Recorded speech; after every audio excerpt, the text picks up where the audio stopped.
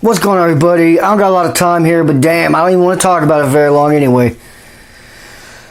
This Raw sucked. This sucked. I mean, the draft was okay. I guess that's what these shows are for right now, just to get the draft stuff going. Fine, cool, but entertainment-wise, this Raw sucked. It was terrible. The matches weren't anything special. They did Charlotte, Becky just to decide number one pick. Roll up. Who cares? Becky wins. Yeah, it just, man. Yeah, the ending of the show kind of has got me pissed off. It does. And the draft, I'm going to do a whole long video when the rosters are official. It's Monday night right now. So there's still undrafted people being shifted. So within the week, you'll get another video, a long one, I'm assuming. And I'll break down my feelings on each draft pick, where they went. Because let's just get one thing out of the way. The damn order of where people are getting picked, like rounds, if this was a sport, is completely just fucked up and completely wrong. Like, it's just wrong. Kevin Owens went, I think, the third or fourth round on SmackDown. Kevin Owens, who's a Universal Champion and has been booked as one of the top guys for, what, years? Fourth round. Yeah, and now this time, well, we had Jinder Mahal, not a former WWE champion, but he's been booked like shit ever since he lost that belt. Goes before Rey Mysterio. Like, what is going on? What are they trying to prove here? And Humberto Carrillo from NXT, I like him. He's fun, but we haven't even seen enough of him on NXT or 205 Live yet to bring him up to the main roster. And then not only is he brought to the main roster, he was drafted early. Like, it was like second or third round. Like, what? What?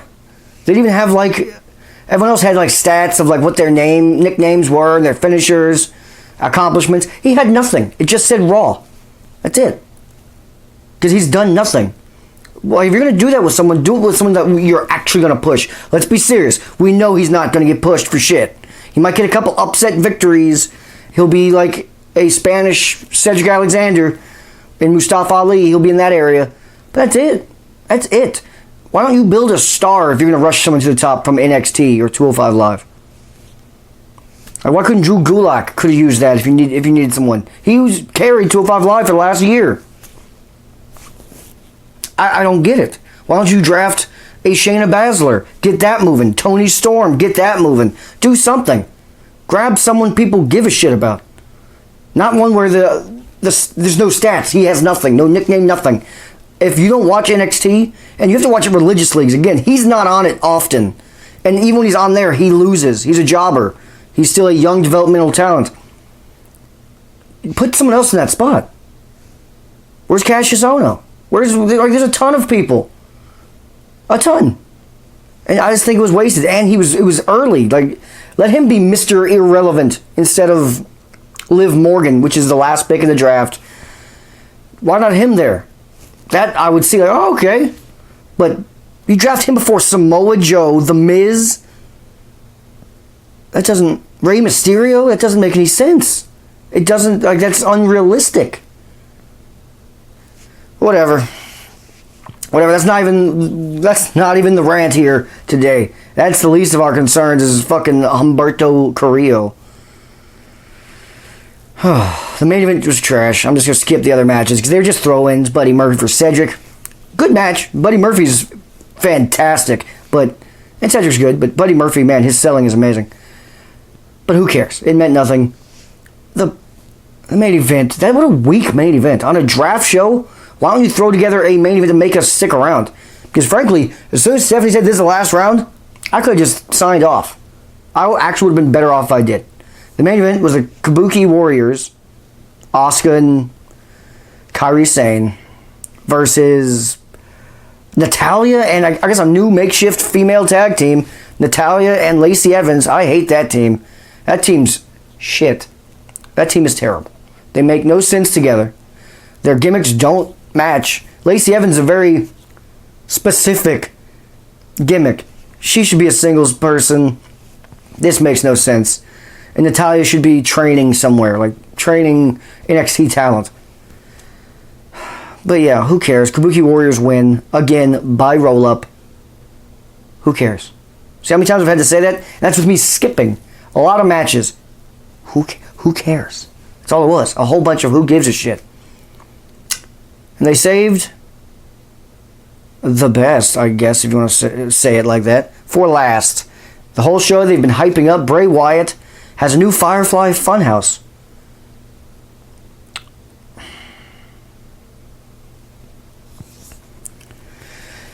Oh, man. They just can't. Bray can't catch a fucking break. He just can't. He can't. He can't. Like, what the... Like, seriously, what the hell was that? Can anyone tell me? Let me know in the comment section if I'm wrong on this. If you have a differing opinion and you thought this was the right way to book this, feel free to let me know. Because I just don't get it. I don't see how this is right in any capacity. Any. Like, not only did he beat the shit out of him as the Fiend, where the ref had to stop the match. It wasn't a DQ. For people who keep saying a DQ in a Hell in a Cell, that's not what happened this time. That happened with Strowman and Lesnar and Roman a year or two ago. This was a ref stoppage for the safety of the Fiend. Yeah. Doesn't that sound retarded? It does. It sounds stupid. But not only did he kick the Fiend's ass in a Hell in a Cell match, he then goes to Bray Wyatt in the Firefly Funhouse, which, to me, I always thought of the fucking Funhouse as something in Bray's mind. Like, not a real room. But no, apparently, it's just a fucking room in the arena that he moves around from arena to arena. How does that add up? Does that make any sense to anybody? So we have this nutcase, Bray Wyatt, and some puppets. I guess, are they like demon puppets? Like, who's controlling them then? If this isn't in Bray's mind, that means there's an actual man. So there we get. So now, just if you just look at it logically, it's so stupid. The only way the Firefly Funhouse thing works at all is to think of it as kind of a look inside Bray Wyatt's mind, not a literal fucking room with actual puppets and Bray Wyatt talking to these puppets and some guy getting paid to mouth them. It just doesn't make any damn sense. So not only that, Seth Rollins shows up to this actual room and beats the shit out of Bray Wyatt. Beats the holy hell out of him. Bray gets in zero offense, which I get why he gets in zero offense. This is like the peaceful, super nice side of Bray. But damn, do we need to see the image of Seth Rollins beating up both versions of the character? It'd be one thing if this happened before Hell in a Cell. You know what I mean? If that was the go home angle, if this was the go home angle right before Hell in a Cell, you do this.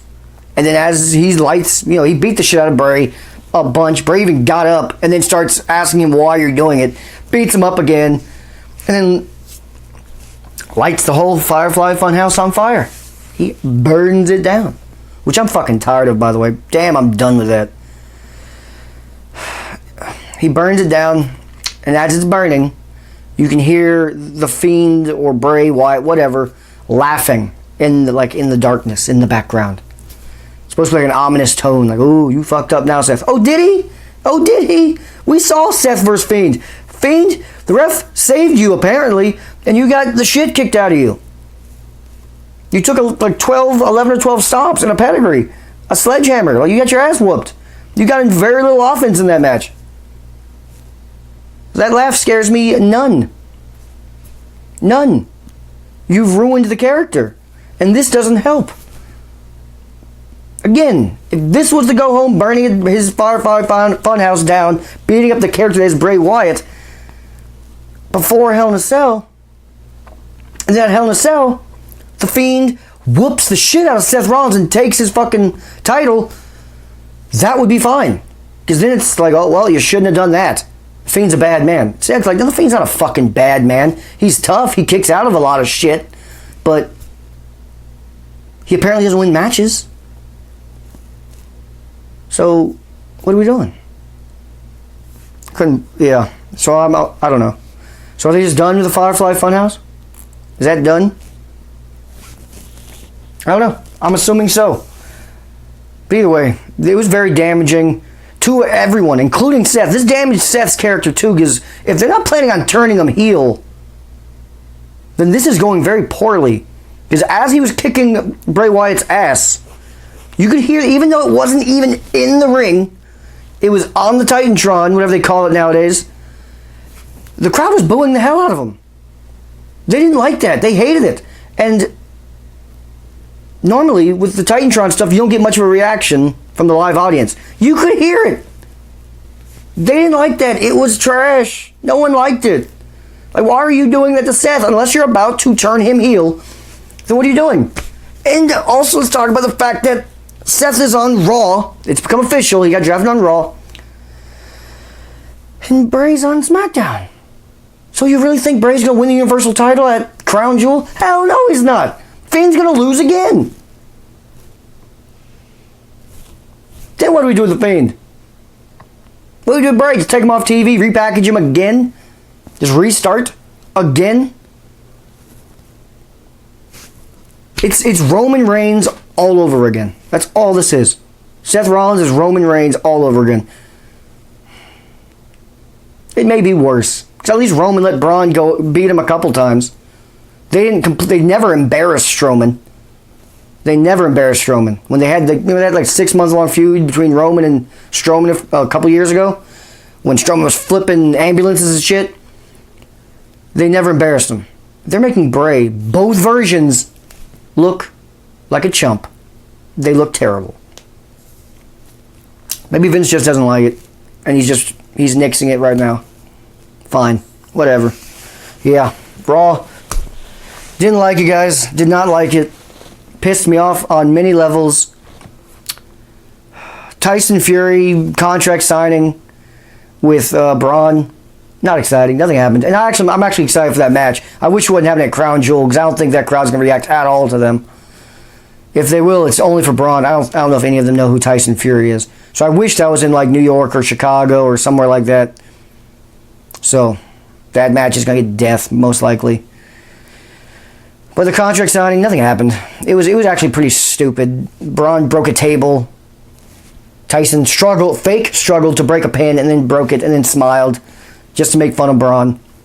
It didn't do much for me. I love Tyson Fury. He's a great boxer. He's a good personality, but this wasn't his fault. Just whoever's idea was to just barely talk shit, break a pin. Like that was dumb. Break a table, break a pin. That just looked stupid.